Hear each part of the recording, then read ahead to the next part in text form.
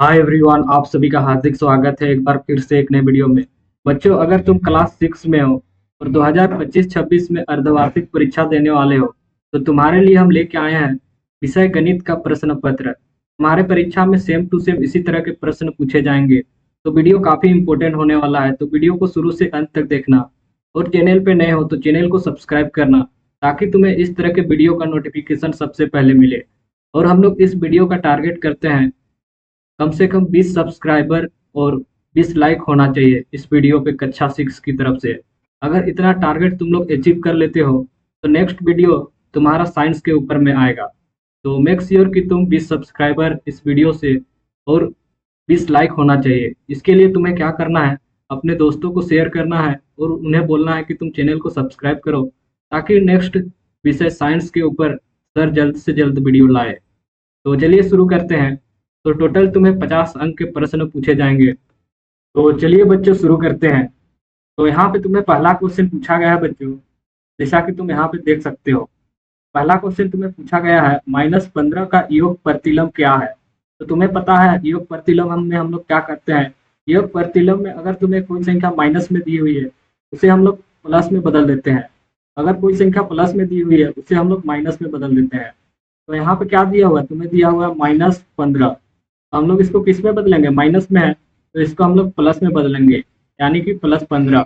और +15 को हम लोग किस तरह लिख सकते हैं, इसको हम लोग सिंपली 15 लिख सकते हैं। तो इसका राइट आंसर हो जाएगा 15। तो कौन सा ऑप्शन सही होगा, तो यहाँ पे तुम देख सकते हो ऑप्शन ए पे ही दिया हुआ है 15। तो ऑप्शन ए इसका राइट उत्तर हो जाएगा 15। अब चलते हैं बच्चों क्वेश्चन नंबर सेकंड पे। बच्चों क्वेश्चन नंबर सेकंड में तुम्हें पूछा गया है यहाँ पे कि मोड -11 का मान क्या है। तो तुम्हें पता है बच्चों, अगर कोई भी संख्या मोड में दिया हुआ है तो उसका मान हमेशा उसमें जो संख्या दिया हुआ है वही उसका आंसर हो जाता है। यानी कि मोड ए दिया हुआ है तो इसका सिंपल आंसर ए होगा। अगर उसमें मोड -a दिया हुआ है तो उसका आंसर क्या होगा, जो संख्या दिया हुआ है वही उसका आंसर होगा। यानी कि क्या दिया हुआ है, ए दिया हुआ है तो इसका आंसर हो जाएगा ए।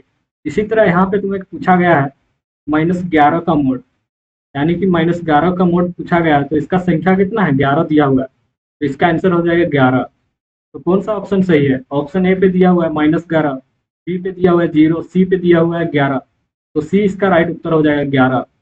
अब आते हैं बच्चों क्वेश्चन नंबर 3 पे। क्वेश्चन नंबर 3 पे तुम्हें पूछा गया है बच्चों, तो यदि हम संख्या रेखा पर -2 के दाईं ओर 4 इकाई चले तो हम किस संख्या पर पहुंच जाएंगे। तो तुम्हें संख्या दिया हुआ है कितना, -2। इससे 4 कदम दाईं ओर जाना है तुम्हें। तो एक कदम आगे बढ़ेंगे तो क्या प्राप्त होगा, -1 प्राप्त होगा। फिर एक कदम आगे बढ़ेंगे तो हमें क्या प्राप्त होगा, 0 प्राप्त होगा। फिर एक कदम आगे बढ़ेंगे, यानी कि तीसरा कदम आगे बढ़ेंगे तो हमें प्राप्त होगा कितना, 1। फिर चौथा कदम आगे बढ़ेंगे तो हमें प्राप्त होगा 2। तो इसका आंसर क्या हो जाएगा, 2। तुम्हें 4 कदम चलने के बाद प्राप्त संख्या को बताना था। तो यहाँ पे हमें प्राप्त हुई कितना, 2। तो 2 इसका राइट उत्तर हो जाएगा। अब आते हैं बच्चों क्वेश्चन नंबर 4 पे। क्वेश्चन नंबर 4 पे तुम्हें पूछा गया है निम्नलिखित में से कौन सा कथन सत्य है। कौन सा कथन सत्य है, पहला दिया हुआ है -5 जो कि बड़ा है -2 से। क्या -5 2 से बड़ा है, नहीं होगा। ऑप्शन बी पे देख सकते हो -2 जो कि बड़ा है -5 से। हाँ, यह करेक्ट है, क्योंकि -2 हमेशा -5 से बड़ा होता है। ऑप्शन बी इसका राइट उत्तर हो जाएगा। अब आते हैं क्वेश्चन नंबर 5 पे। क्वेश्चन नंबर 5 में तुम्हें पूछा गया बच्चों, सबसे छोटी पूर्ण संख्या कौन सी है। तो सबसे छोटी पूर्ण संख्या क्या होती है, 0 होती है। तो कौन सा ऑप्शन सही होगा, ऑप्शन डी, क्योंकि 0 दिया हुआ है। अब आते हैं क्वेश्चन नंबर 6 पे। यहाँ पे तुम्हें पूछा गया बच्चों 299 का प्रवर्ती संख्या क्या है। प्रवर्ती यानी कि उसके बाद वाले संख्या कौन सी है। तो 999 के बाद वाली संख्या क्या है, 1000 है। तो 1000 इसका राइट उत्तर हो जाएगा। तो कौन सा ऑप्शन में दिया हुआ है, ऑप्शन ए पे दिया हुआ है 998, बी पे दिया हुआ है 1000। तो 1000 इसका राइट उत्तर हो जाएगा, ऑप्शन बी।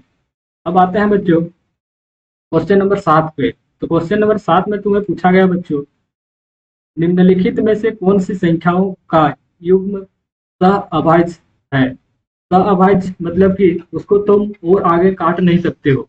तो ऑप्शन चेक कर लो। पहला ऑप्शन तुम्हें दिया हुआ है 8 और 12। तुम इन दोनों संख्या को और आगे काट सकते हो, हाँ काट सकते हो, इसको 4 से काट सकते हो, 4 दूना 8, 4 तिया 12, तो ये भी एक सहअभाज्य संख्या नहीं होगा। तो ऑप्शन ए गलत आंसर होता है। अब आते हैं ऑप्शन बी पे। ऑप्शन बी पे दिया हुआ है 5:10। क्या तुम इसको और आगे काट सकते हो? हाँ काट सकते हो। 5 एकम 5, 5 दूना 10, यानी कि इसको भी तुम आगे काट सकते हो, तो यह भी एक सहअभाज्य संख्या नहीं होगा। अब ऑप्शन सी चेक करो। ऑप्शन सी पे दिया हुआ है 8, 15। तो इसको तुम क्या आगे काट सकते हो दोनों को? नहीं, क्योंकि दोनों को नहीं काट सकते हो किसी एक संख्या से। तो ऑप्शन सी इसका राइट उत्तर हो जाएगा, सहअभाज्य संख्या 8,15। अब आते हैं क्वेश्चन नंबर 8 पे। तो क्वेश्चन नंबर 8 में तुम्हें पूछा गया बच्चों, इनमें से कौन सी संख्या 16 का गुणनखंड है, यानी कि फैक्टर है। तो हम लोग कैसे फैक्टर निकालेंगे? तो 16 को कौन कौन सी संख्या भाग दे सकता है? एक भाग दे सकती है, दो भी भाग दे सकती है, क्या 3 भाग दे सकती है 16 को? नहीं, तो नहीं होगा इसका गुणनखंड। क्या 4 दे सकती है? हाँ 4 दे सकती है। 5 दे सकती है? नहीं दे सकती है। 6 भी नहीं, 7 भी नहीं, 8 दे सकती है। फिर लास्ट क्या दे सकती है? 16। तो इसका गुणनखंड हो जाएगा ऑप्शन नंबर बी, यानी कि 1, 2, 4, 8। अब आते हैं क्वेश्चन नंबर 9 पे। क्वेश्चन नंबर 9 पे तुम्हें पूछा गया बच्चों, संख्या 2, 3, 5, 7, 11 क्या कहलाती है? क्या यह भाज्य संख्या है? क्या यह किसी भी संख्या से भाग लगेगा खुद से और एक से छोड़ के? तो नहीं लगेगा, तो यह भाज्य संख्या नहीं होगा। क्या यह सम संख्या है?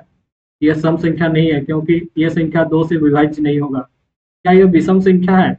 यह विषम संख्या नहीं है, नहीं तो 7 के बाद यहाँ पे 9 होती, तो यह एक विषम संख्या भी नहीं होगा। लास्ट बचा क्या? अभाज्य संख्या। तो यह एक अभाज्य संख्या है। तो ऑप्शन डी इसका राइट उत्तर हो जाएगा। अब आते हैं क्वेश्चन नंबर 10 पे बच्चों। तो क्वेश्चन नंबर 10 पे यहाँ पे तुम्हें पूछा गया है 12 और 18 का महत्व महत्तम समावर्तक क्या है, यानी कि मोसो क्या होगा। तो मोसो हम लोग कैसे निकालते हैं? तो सबसे पहले हम लोग 12 का अभाज्य गुणनखंड करते हैं। तो इसका अभाज्य गुणनखंड करोगे तो यह कितना में जाएगा? 2 में जाएगा, यानी कि 2 6 12। फिर यह कितने में जाएगा? फिर 2 में जाएगा, 2 तिया 6। फिर हम लोग अभाज्य गुणनखंड करेंगे 18 का। तो 18 का अभाज्य गुणन करेंगे तो यहाँ पे 2 9 18। फिर यह जाएगा 3 में, 3 तिया 9। फिर हम लोग इस अभाज्य गुणनखंड को सजा के लिखेंगे यहाँ पे, यानी कि 12 को हम लोग किस तरह लिख सकते हैं? 2 गुना और यहाँ पे 3 आया है, यानी कि गुना 3। और 18 को हम लोग किस तरह लिख सकते हैं? 2 गुना 3, यानी कि 2 गुना 3 गुना 3। और हम लोग एचसीएफ यानी कि मोसो के लिए हम लोग उस संख्या को लेते हैं जो इन दोनों में है। तो यहाँ पे इन दोनों में क्या है? 2 दोनों में है, तो यहाँ पे लिखेंगे 2। और इन दोनों में और क्या ऐसी संख्या है जो नीचे और ऊपर दोनों में है? तो यहाँ पे देख सकते हो 3, जो कि नीचे और ऊपर दोनों में है। तो यहाँ पे 2 गुणित 3। अब इसको मल्टीप्लाई करोगे तो कितना होगा? 2 गुना 3, यानी कि 6 इसका राइट आंसर हो जाएगा। कौन सा ऑप्शन सही है? ऑप्शन बी इसका राइट उत्तर हो जाएगा, 6। अब आते हैं क्वेश्चन नंबर 11 पे। क्वेश्चन नंबर 11 में तुम्हें पूछा गया है 4 और 6 का लघुत्तम समावर्तक यानी कि लॉसो क्या है। तो इसका लॉसो कैसे निकालोगे? उसी तरह निकालना है। सबसे पहले 4 का अभाज्य गुणनखंड करना है। तो इसका अभाज्य गुणनखंड करोगे 2 दूनी 4। फिर तुम्हें 6 का अभाज्य गुणनखंड करने हैं। तो इसका अभाज्य गुणनखंड करोगे तो क्या आएगा? 2 तिया 6। फिर तुम्हें उसी तरह सजा के लिखना है। 4 को तुम लिख सकते हो 2 गुनी 2, और ये 6 को तुम लिख सकते हो 2 गुनी कितना? 3। और ऊपर वाला 2 कितने बार आया है? 2 बार आया है, तो इसको 2 का पावर 2 लिख सकते हो। तो नीचे वाला को 2 कितनी बार आया है? 1 बार आया है, तो 2 का पावर 1 गुनी 3। और हम लोग इसमें उस संख्या को लेते हैं जिसका पावर ज़्यादा है। तो यहाँ पे 2 का पावर कितना है? 2 है, तो ऊपर वाले संख्या को लेंगे। इसमें 2 का पावर 2, जो कि 2 ज़्यादा है 1 से, तो हम लोग लेंगे 2 का पावर 2 गुनी और एक संख्या क्या है? 3 है, तो गुनी 3। तो 2 का पावर 2 कितना होगा? 4 होगा। 4 गुना 3, यानी कि 12। 12 इसका राइट उत्तर हो जाएगा। तो ऑप्शन ए पे दिया हुआ है 24, बी पे दिया हुआ है 2, सी पे दिया हुआ है 12। तो 12 इसका राइट उत्तर हो जाएगा, ऑप्शन सी। अब आते हैं क्वेश्चन नंबर 12 पे, जहाँ पे तुम्हें पूछा गया है विभाज्यता नियम के अनुसार चौवन किससे विभाज्य है। क्या वो 5 से विभाज्य है? 5 से विभाज्य होने के लिए लास्ट संख्या या तो 0 होना चाहिए या फिर क्या होनी चाहिए? 5 होनी चाहिए। तो ये 5 से विभाज्य नहीं होगा। क्या ये 10 से विभाज्य होगा? 10 से भी विभाज्य नहीं होगा। 10 से विभाजित होने के लिए लास्ट संख्या 0 आनी चाहिए, तो 10 से भी विभाज्य नहीं होगा। तो क्या 9 से विभाज्य होना होगा? तो 9 से विभाज्य होने के लिए इन दोनों संख्याओं का योग जो कि 9 से विभाज्य होना चाहिए। तो 5 + 4 बराबर कितना होगा? 9। क्या ये 9 से विभाज्य है? हाँ, 9 से विभाज्य है। तो ये पूरी तरह से 9 से विभाज्य होगा। तो ऑप्शन नंबर सी इसका राइट उत्तर हो जाएगा 9। अब आते हैं क्वेश्चन नंबर 13 पे, जहाँ पे तुम्हें पूछा गया है संख्या एक संख्या जो 2 और 3 दोनों से विभाज्य है, वो संख्या किससे विभाज्य होगी? तो अगर कोई संख्या 2 और 3 दोनों से विभाज्य है, तो वह संख्या हमेशा 6 से विभाज्य होगा। कौन सा संख्या है? ऑप्शन नंबर बी, यानी कि 6।